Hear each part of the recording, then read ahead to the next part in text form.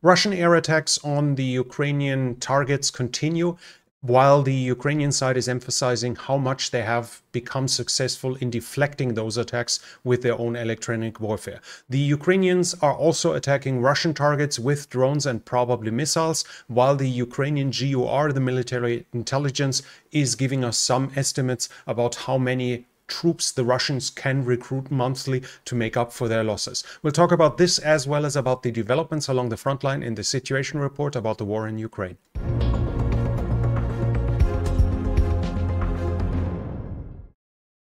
In the last fresh air attack by the Russians, Ukrainian side has emphasized that once again they were managed to deflect half of the cruise missiles fired at them, so they didn't hit their intended target because of the Ukrainian electronic warfare. The GUR was saying that those missiles are aiming at the defense industry, at military headquarters and at commando positions for the air defense and for local units, while at the same time Shaheeds are now increasingly no longer being used in a strategic role, hitting the far back areas where they initially were hitting harbors, defense industry and other things, but they are increasingly being used along the front line more in a tactical sense to aid Russian military operations directly while they are happening. This is clearly a shift in their strategy, in the Russian strategy, and the likely reason for that is the improved short-range air defense against the Shahed, where probably the German Gepard, Flakpanzer Gepard, the self-propelled anti-air Gepard or Cheetah will play a massive role, where over 50 have already been delivered to the Ukrainian side, and they have proven to be highly successful in taking out Shaheeds. But obviously, as they have a very short range, they are good enough to defend positions, for instance, being stationed around Kiev to shoot down Shaheeds going there, but the Ukrainian side simply doesn't have enough to position them all along the front line. At the same time, Ukraine has attacked an airbase, a Russian airbase in Voronezh, where Sukhoi 34 are stationed. No confirmation of any damage to planes at this point, though. And at the same time, a polyester plant in Rostov has caught fire, and there's a massive explosion, and we can see in the pictures here the damage. Now, this is supposedly showing a missile hitting, at least that's what it's claimed. I guess it's supposedly this tiny bit of darker frames here. I can't really see much, but supposedly this is showing us the missile hitting it. I'm not sure if I can see it, maybe you can. Let's go back to the front line. The Russians are obviously attacking towards Kupiansk here. No success in this regard. The attacks are continuing at other parts of the front line as well, but we do have some minor Russian successes here southeast of Makivka, where the Russians try to reach the Sherebets as a primary goal before advancing towards the Oskil further west. There's also a Russian success being reported and confirmed southeast of Dibrova. In this region here, we have a geolocalization, as you can see, southeast of Dibrova. They are now south of that road, and here on the map we still have it in the contested area. So the Russians have advanced somewhat down here in the Serebryansk forest. The Ukrainian side is also reporting that this is now an area where there's a massive use of gliding bombs, which pose a serious threat to the Ukrainian defenders because of their high explosive load. They are now being used here after they had focused on the Krinky area, on the Dnipro area, at least until the Ukrainians managed to shoot down several Sukhoi 34 that were used to launch them. Further south of the Siversky Donetsk, the Ukrainians, according to their own claims, have lost more or less a small sliver of this territory here, northeast of Bilohorivka. But this is actually the only confirmed change that I can report until we come to Avdiivka. There was fighting close to Spirne as well. We have fighting here at Vesele as well, in the direction of Chasiv Yar, Bodanivka, Ivanivske and Klishivka. But wherever I saw a geolocalization, it was within area that was previously considered to be under Russian control. So I cannot confirm any any additional Russian gains here. In the area of Avdiivka, we have a fresh geolocalization of the Russians in this area here. So probably they have advanced somewhat south. They were shelled here in this area by a Ukrainian BMP, if I remember it correctly. That is firing here at them from very close range. This shows that the Russians have probably crept up somewhat in this area. And this is also the area where in the last situation report we watched the Ukrainian BMP-2s engage a Russian T-90M. There is information now, I've seen an additional video which shows that the T-90M is then being hit by an FPV drone and all 3 crew members managed to exit the tank. So at least at that point, all 3 of them were still alive, despite my initial estimates or where I said it's possible that some of them were wounded or killed because of the behavior of the rotation of the turret. That could have been a reason for that. Regardless, they all 3 made it out, but the video is probably somewhat problematic to YouTube, so I am not going to show it to you. But what I can show you is this here. This is from the same area. We see a BMP-2 shooting at a Bradley, M2 Bradley shooting at a BMP-2.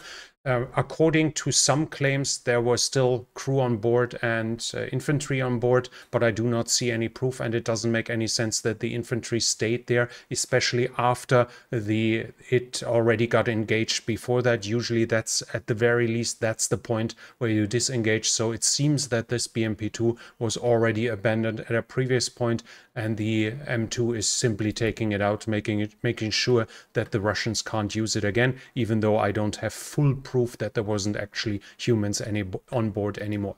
Other than that, I cannot confirm any fresh gains. The Russians obviously kept pushing. There are Russian attacks coming in this area here. They are pushing towards the east of the main inhabited areas. There's a fresh video, for instance, of the attack where the Russians are getting engaged by Ukrainian artillery. Interesting too in this regard that we see a abandoned or knocked out BTR-50 lying around there. That's a BTR, an infantry fighting vehicle, or an APC that was developed. I think development should have started under Stalin, just to show the age of the equipment being used here. That was used here and was taken out in this region. I cannot confirm any change in the area here.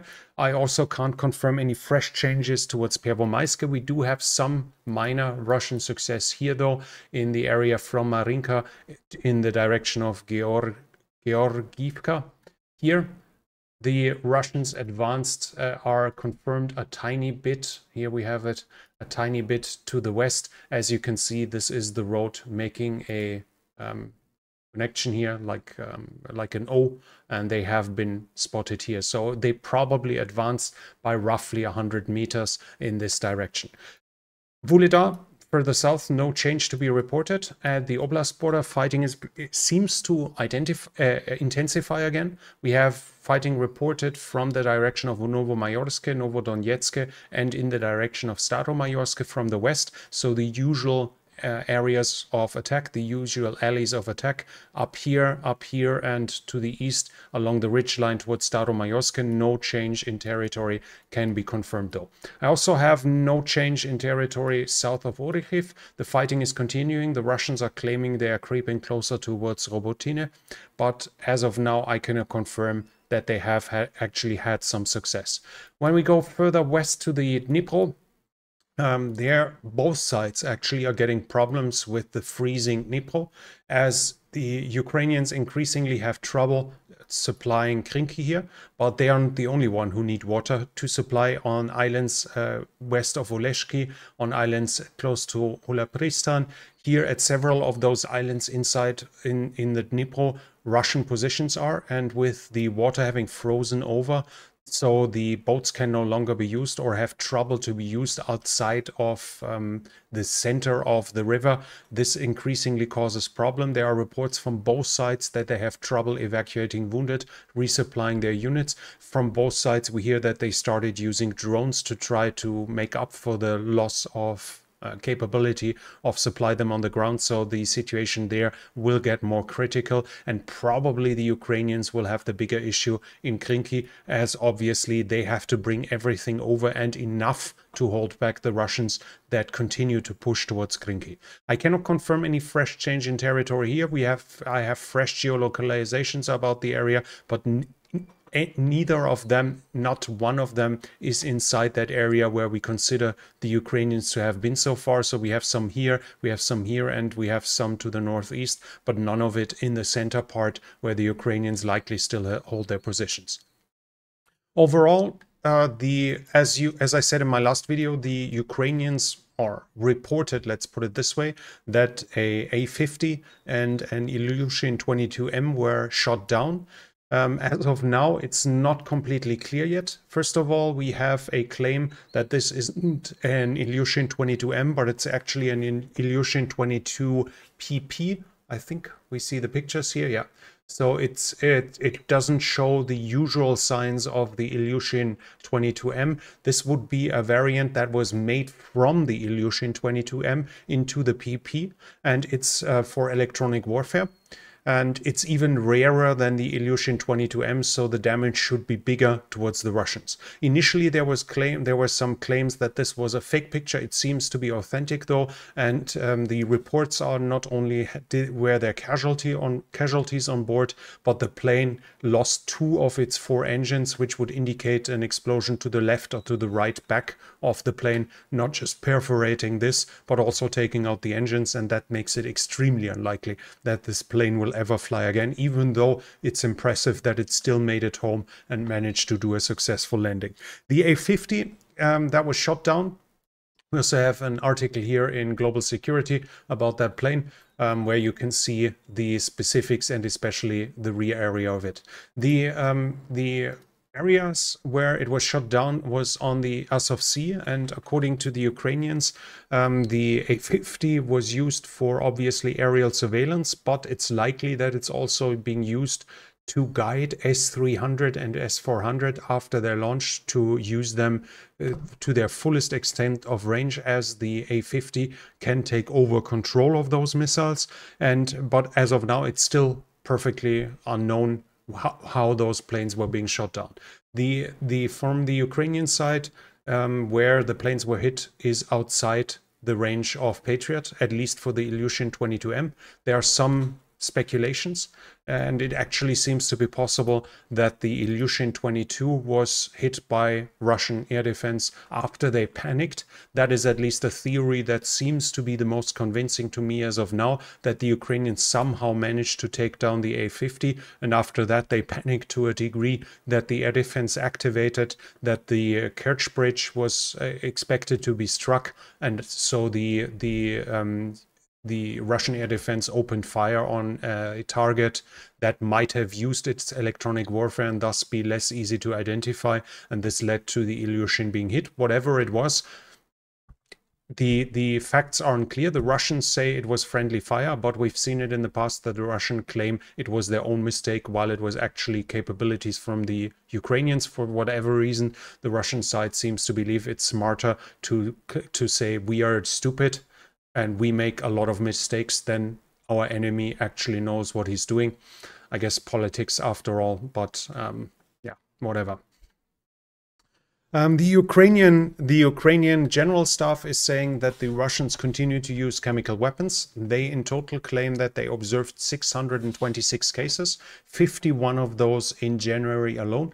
The chemical weapons in this regard aren't like sarin gas, mustard gas, or VX or whatever you would expect, but CS gas, so tear gas, but still under the Convention for Chemical Warfare, it is still forbidden. So while it's a mostly non-lethal gas that is used for riot control, it is still forbidden, and the usage of chemical weapons. The reason for that is unclear, while the Russians keep using it to that low level. Some estimates, I think it was RUSI, the Royal United Services Institute, that made a fairly coherent guess about this, which they said that probably they were issued tear gas for crowd dispersal initially at the beginning of the war, as they expected this to be over fast, but there would be Ukrainian protests. And when the fast end of the war didn't come, some units realized, hey, we have tear gas in our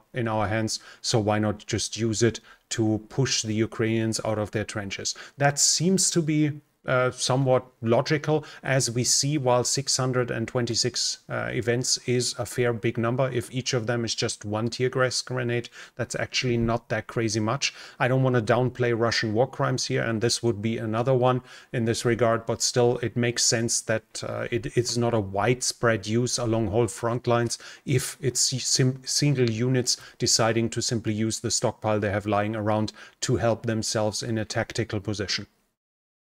In regards to the troop generation, we have some information. The deputy chief of the GOR, Major General Vadim Skibitsky, said that Russia is right now recruiting 30,000 men a month, and thus this would allow them to make up for their losses and even to build reserves for their offensives. This is more or less in line as to what we talked about in the past. The Russians claimed, I think it was 460 something thousand at the beginning of December 2023. I said in this context that it would make sense to round it up to make it sound nicer, but that those numbers are probably fairly close to the reality. 30,000 would thus mean 360,000. So they would have, what, added 20%, 20-30%. Nevertheless, we see that the Russians, without running a second partial mobilization wave, an official one, that they are still able to keep their troop strength to a degree that not only can they hold back Ukrainian counterattacks, but they can attack themselves and at least slowly gain ground despite suffering horrific losses, which are often clearly visible on drone pictures, where we see basically fields of corpses in some areas, for instance, right now in Avdiivka. These numbers show us, though, and the GOR says as much, that this will not allow Russia to create serious reserves for further operations. The 30,000 are enough to keep up their effort in Ukraine right now, but it's, for instance, not enough to build a force that could invade the Baltics at the same time. Russia is also producing, according to the GOR, 330 to 350 Shahed every month, and 15 to 130 cruise missiles and ballistic missiles. Those are the numbers they are estimating now. The GOR says that getting foreign components for them is still a challenge for the Russians, and this can make some numbers smaller that when it comes to the monthly production rates, but we have some estimates from the GOR again. In the political sphere, the Duma is now consulting for a new law that would allow the confiscation of property for everyone sentenced for the crime of spreading fake news about the armed forces. This would obviously mean claiming that the army doesn't treat the soldiers well, that they are being used as cannon fodder. This can be used for sentencing somebody opposing the war, or saying that the Russians commit war crimes. In all of this, they would not just be threatened with a sentence for that, which can include prison time, but they would also be sentenced with threatened with losing their own property. In international support, we have news from France. France has promised 40 more Scalp EG. Those are basically the French Storm Shadow cruise missiles.